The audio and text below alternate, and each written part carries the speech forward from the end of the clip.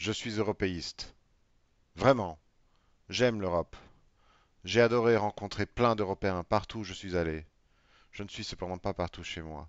Je suis partout chez des amis, des connaissances, des autres, des gens qui me sourient. J'aime l'Europe, mais pas inconditionnellement. L'européisme ne peut pas être une religion, une foi, quelque chose d'absolu. Une foi, une religion, ce n'est pas quelque chose de démocratique. C'est quelque chose qu'on ne peut pas remettre en question. On ne peut pas être européiste de manière inconditionnelle sans être une espèce de prêtre fanatique, un Savonarola ou un Torquemada. Et en ce qui me concerne, j'ai des conditions. Et ces conditions sont très simples. Je suis en faveur de la démocratie et je suis déterminé à penser que les travailleurs, les travailleuses, méritent des conditions de vie dignes et protégées. Je pourrais entrer dans le détail de ce en quoi je crois, mais le simple fait que je dise cela, c'est-à-dire que je suis un démocrate et que je suis pour ainsi dire et sans grande subtilité de gauche, je ne peux pas être favorable à l'Union européenne. Et je ne parle même pas d'environnement. Je pourrais, je devrais. L'Union européenne est avant tout un grand marché libéral. Je dis bien libéral, et toute son organisation tourne autour de la sacralisation de ce marché libéral, quelles que soient les conditions qui l'entourent.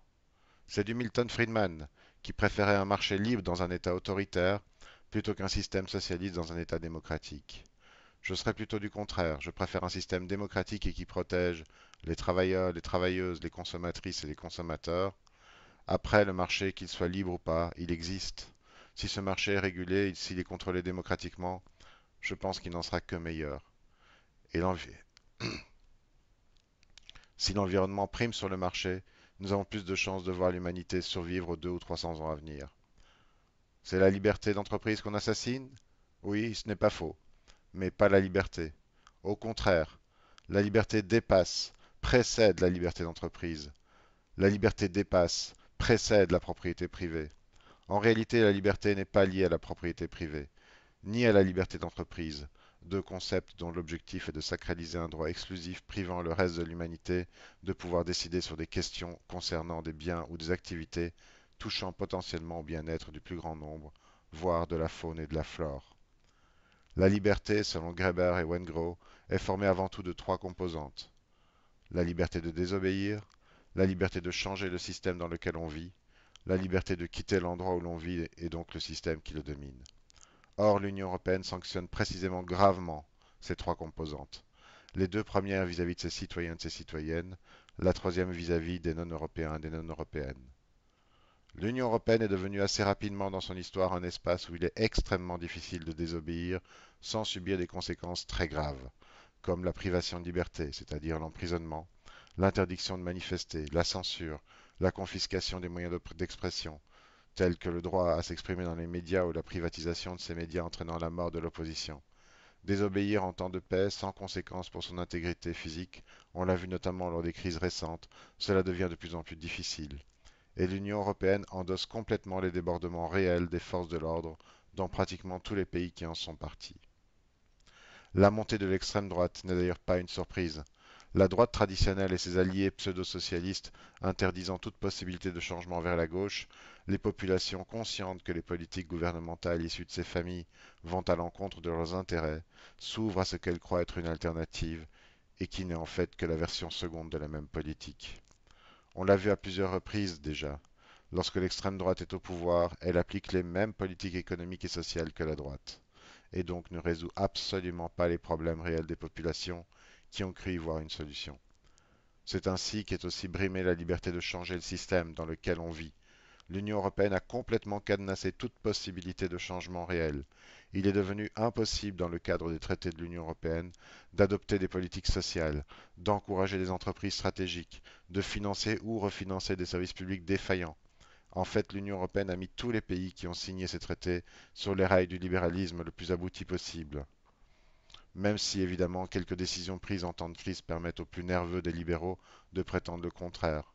Selon eux, les politiques de quantitative easing des années Covid ou des crises bancaires sont le signe évident que nous nageons en plein socialisme, comme si la distribution de monnaie permettant d'alimenter le marché de la consommation était la condition sine qua non du socialisme. Alors que non. Une politique sociale, c'est une politique qui vise la gratuité de tous les services nécessaires à la vie, comme la santé, l'instruction, les transports, l'eau, l'énergie, les communications, l'accès à un toit, à l'alimentation et à tout ce qui permet une vie équilibrée, ainsi que de toutes les obligations légales telles que les assurances ou les formalités administratives. Or, l'Union européenne fait exactement le contraire, puisqu'elle promeut des politiques et même oblige des politiques antisociales, par la mise en concurrence de tous ses services et par la disparition de la gratuité de tout ce qui est obligatoire. Quant à la liberté de quitter l'endroit où l'on vit, afin d'échapper au système qui le domine, cela signifie aussi le droit à trouver une terre d'asile. Or, l'Union européenne se ferme de plus en plus au droit d'asile, prétextant que la plupart des migrants sont des réfugiés économiques. Admettons que ce soit le cas, et posons de côté le fait que beaucoup de réfugiés de type politique sont également refoulés, suivant les pays d'où ils viennent ou les périodes où ils arrivent. Mais admettons, qu'en est-il de ces réfugiés économiques?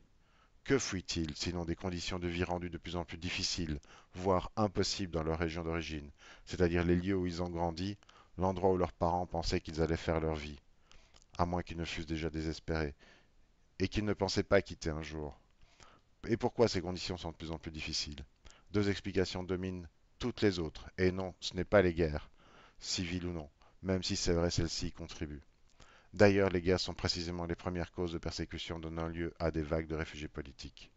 Non, les deux causes principales sont le changement climatique et l'exploitation sauvage des ressources locales ayant conduit à l'appauvrissement des populations locales. Or, dans les deux cas, les principaux responsables se trouvent dans le monde occidental et en grande partie dans l'Union européenne.